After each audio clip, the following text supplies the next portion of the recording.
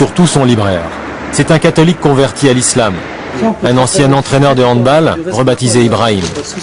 Dans sa boutique, il vend des livres, bien sûr. Prêt à porter féminin. Voilà mon frère. Okay.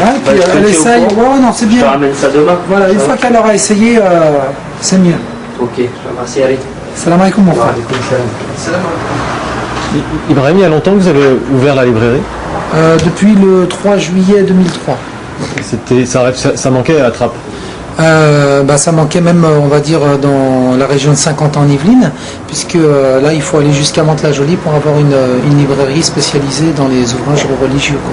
Alors, qu'est-ce que vous vendez alors? Qu'est-ce que vous présentez dans la librairie? Alhamdoulilah, c'est quand même un espace qui est assez vaste. Donc, l'activité principale, c'est la vente de livres. Enfin, de livres des livres, bien sûr, c'est le Coran. Donc, on a essayé sur la librairie d'avoir une matière d'une manière un peu, on va dire, méthodologique de pratiquer. Ibrahim fait partie du Tablir, un mouvement missionnaire d'origine pakistanaise responsable de 80% des conversions en France. Avec ses livres, il prêche sans répit pour le retour à l'islam pur et dur. Pour lui, l'islam avec sa foi, mais aussi ses règles et ses interdits, est un bienfait que les Français finiront bien par apprécier. Si on venait à parler avec le commun des Français, qu'est-ce que vous pensez si l'alcool il était interdit? Qu'est-ce que vous pensez s'il y avait telle règle sur tel et tel secteur? Ça paraîtrait comme quelque chose d'aberrant. On va rétrograder, pour certains ils vont dire au Moyen-Âge, pour d'autres ils vont dire mais c'est du n'importe quoi, parce qu'effectivement ce serait mettre en dehors le contexte de la foi et de la spiritualité qui amène une personne à considérer ce sont des injonctions divines, Dieu nous veut du bien, il nous guide dans le bien, dans le droit chemin, il est la lumière des 7 cieux et des 7 terres, et de sa lumière il veut nous combler de ses bienfaits.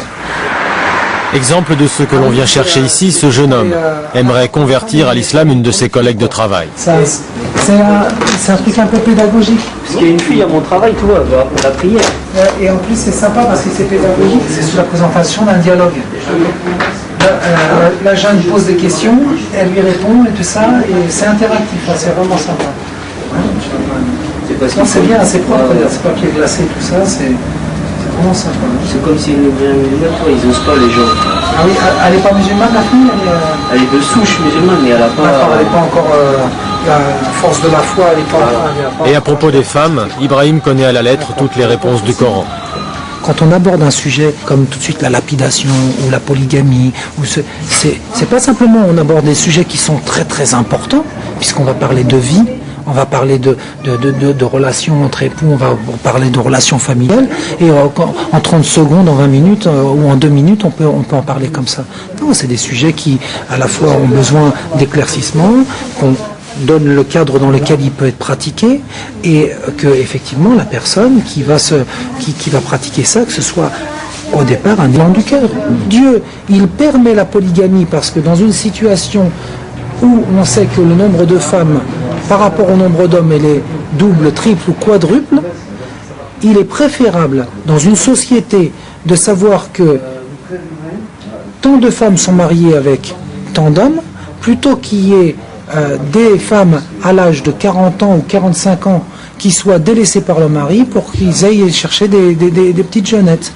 Donc il est important de comprendre que l'islam, il permet la polygamie, mais il le réglemente, il est légiféré. Un peu plus loin, à 300 mètres de la librairie, toujours le long de la Nationale 10, l'école de théâtre de Papy.